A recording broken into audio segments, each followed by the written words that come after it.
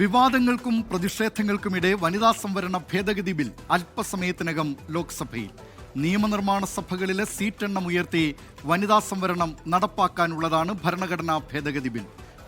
മണ്ഡലങ്ങളുടെ എണ്ണം കൂട്ടി വനിതാ സംവരണം നടപ്പാക്കുന്നതിലാണ് പ്രതിപക്ഷത്തിന്റെ എതിർപ്പ്.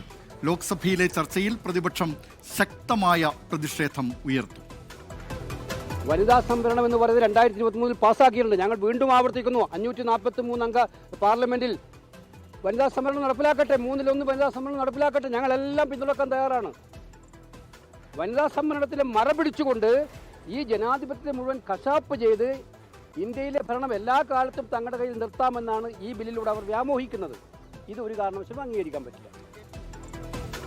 ലോക്സഭയിലെ 18 മണിക്കൂർ ചർച്ചയിൽ ഇടപെട്ട് പ്രധാനമന്ത്രി നരേന്ദ്രമോദിയും സംസാരിക്കും. സ്ത്രീ ശാക്തീകരണത്തിനായി രാജ്യം ചരിത്രപരമായ നടപടികളിലേക്ക് നീങ്ങുന്നെന്ന് അല്പസമയം മുമ്പ് പ്രധാനമന്ത്രി എക്സിൽ കുറിച്ചു.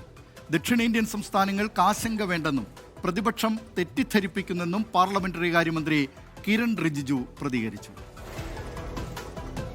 लोकसभा और विधानसभाओं में भारत के महिलाओं को 33% आरक्षण देना और जनरल सीट से भी महिला चुन के आ सकते हैं, लेकिन 33% रिजर्वेशन देने के बाद इतिहास हो जाएगा. भारत पूरे दुनिया में एक मिसाल कायम करेंगे कि महिलाओं के लिए हम कितना बड़ा कदम उठा रहे हैं. इसमें कोई विरोध होने का आवश्यकता नहीं. दूसरी बात यह कि डिलिमिटेशन या बाकी इशू उठा करके महिला आरक्षण को गिराने का कोशिश नहीं करना चाहिए, क्योंकि डिलिमिटेशन में भ्रम फैलाए जा रहे हैं. ജനസംഖ്യാടിസ്ഥാനത്തിൽ മണ്ഡല പുനർനിർണയം നടപ്പാക്കുന്നത് ദക്ഷിണേന്ത്യൻ പ്രാതിനിധ്യം കുറയ്ക്കുമെന്ന വിമർശനവും ശക്തമാണ്. തമിഴ്നാട്ടിൽ DMKയുടെ നേതൃത്വത്തിൽ വ്യാപക പ്രതിഷേധം തുടരുകയാണ്. വിവരങ്ങളുമായി ഡൽഹിയിൽ നിന്ന് PR അരവിന്ദ്, ന്യൂസ് ഡെസ്കിൽ നിന്ന് സരുണേ ജോസ് എന്നിവർ ചേരുന്നു. ആദ്യം PR അരവിന്ദിലേക്ക്.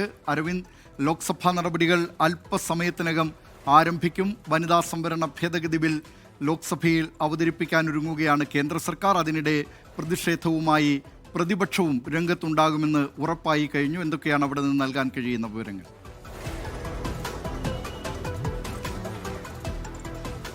ദിലീപ്കുമാർ, വനിതാ സംവരണ ഭേദഗതി ബില്ലുമായി മുന്നോട്ട് പോകുവാൻ തന്നെയാണ് കേന്ദ്ര സർക്കാർ തീരുമാനിച്ചിരിക്കുന്നത്. അതേസമയം ബില്ലിനെ ശക്തമായി എതിർക്കുമെന്ന നിലപാട് പ്രതിപക്ഷം സ്വീകരിച്ചു കഴിഞ്ഞു. ഭരണഘടനാ ഭേദഗതി ബില്ലായതുകൊണ്ട് തന്നെ 2/3 ഭൂരിപക്ഷം ഇല്ലെങ്കിൽ ബില്ല് ലോക്സഭ പാസാക്കില്ല. അതുകൊണ്ട് തന്നെ പ്രതിപക്ഷത്തിന്റെ നിലപാട് അതീവ നിർണായകമാണ്. കഴിഞ്ഞ ദിവസം ഇന്ത്യ സഖ്യം യോഗം ചേരുകയും 3 ബില്ലുകളെയും ശക്തമായി തന്നെ എതിർക്കുവാൻ തീരുമാനിക്കുകയും ചെയ്തിരുന്നു. അതുകൊണ്ട് തന്നെ MP-മാരടക്കം ഡൽഹിയിലേക്ക് എത്തിയിട്ടുണ്ട്. ഇതിനോടൊപ്പം തന്നെ കോൺഗ്രസും അതുപോലെ തന്നെ മറ്റ് പ്രതിപക്ഷ പാർട്ടികളെല്ലാം അവരുടെ MP-മാർക്ക് വിപ്പ് നൽകിയിട്ടുണ്ട്. കൃത്യമായി എല്ലാവരും പാർലമെന്റിൽ ഉണ്ടാകണം എന്ന് തന്നെയാണ് ഇപ്പോൾ പ്രതിപക്ഷം ആവശ്യപ്പെട്ടിരിക്കുന്നത്. ലോക്സഭയിൽ ഏകദേശം 18 മണിക്കൂറോളമാണ് വനിതാ സംവരണ ഭേദഗതി ബില്ലിൽ ചർച്ചകൾ നടക്കുക. പ്രധാനമന്ത്രി നരേന്ദ്രമോദിയും ആ ബില്ലിൽ സംസാരിക്കുമെന്നതാണ് മനസ്സിലാകുന്നത്. ഉച്ചയ്ക്ക് 3 മണിയോടുകൂടി നരേന്ദ്രമോദി ലോക്സഭയിൽ സംസാരിക്കുമെന്നതാണ് ഇപ്പോൾ വ്യക്തമാക്കിയിരിക്കുന്നത്. കൃത്യമായി വനിതാ സംവരണ ഭേദഗതി ബില്ലിൽ പ്രതിപക്ഷത്തിനെതിരെ വലിയ വിമർശനം പ്രധാനമന്ത്രിയുടെ ഭാഗത്തുനിന്ന് ഉണ്ടാകുമെന്ന കാര്യത്തിൽ സംശയമില്ല. കാരണം കൃത്യമായ ആശങ്കകളാണ് പ്രതിപക്ഷം ഉയർത്തിയിരിക്കുന്നത്. കാരണം വനിതാ സംവരണ ഭേദഗതി നടപ്പിലാക്കുമ്പോൾ ഇതുമായി ബന്ധപ്പെട്ട് മണ്ഡല പുനർനിർണയം നടത്തുന്നത് അത് ദക്ഷിണേന്ത്യൻ സംസ്ഥാനങ്ങളെ ലക്ഷ്യം വെച്ചെന്നതാണ് പ്രതിപക്ഷം കൃത്യമായി ഉയർത്തുന്ന ആരോപണം. തങ്ങൾ വനിതാ സംവരണത്തിനല്ല മറിച്ച് മണ്ഡല പുനർനിർണയത്തിനാണ് എതിരെന്ന് പ്രതിപക്ഷം കൃത്യമായി തന്നെ പ്രഖ്യാപിക്കുകയും ചെയ്തിരുന്നു. നിലവിലെ 543 എന്ന ലോക്സഭയിൽ വച്ചുകൊണ്ട് വനിതാ സംവരണം നടപ്പിലാക്കണം എന്നതാണ് പ്രതിപക്ഷം ആവശ്യപ്പെട്ടിരിക്കുന്നത്. അതേസമയം രാവിലെ തന്നെ കേന്ദ്ര പാർലമെന്ററി കാര്യമന്ത്രി കിരൺ റിജിജുവിന്റെ പ്രതികരണമെല്ലാം ഈ വിഷയവുമായി ബന്ധപ്പെട്ട് വന്നിരുന്നു.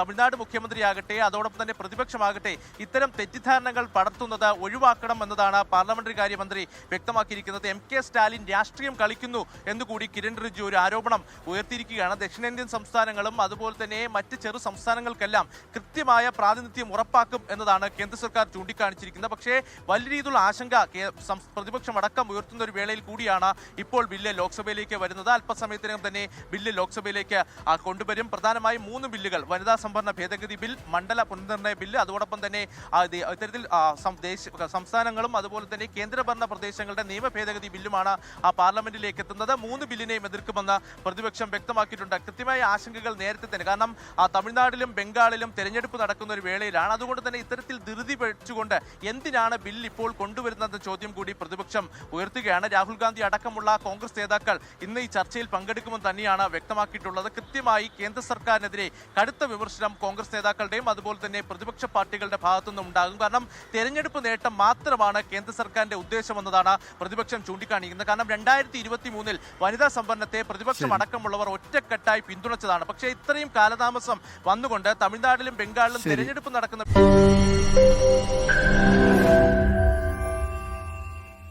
ലോകത്തെവിടെയായാലും ഏത് സമയത്തും 24 വാർത്തകളും ഓഗ്മെന്റഡ് റിയാലിറ്റി പാക്കേജുകളും എക്സ്പ്ലെയിനറുകളും വിശദമായി കാണാൻ ഞങ്ങളുടെ യൂട്യൂബ് ചാനൽ നിങ്ങൾക്ക് സബ്സ്ക്രൈബ് ചെയ്യാം.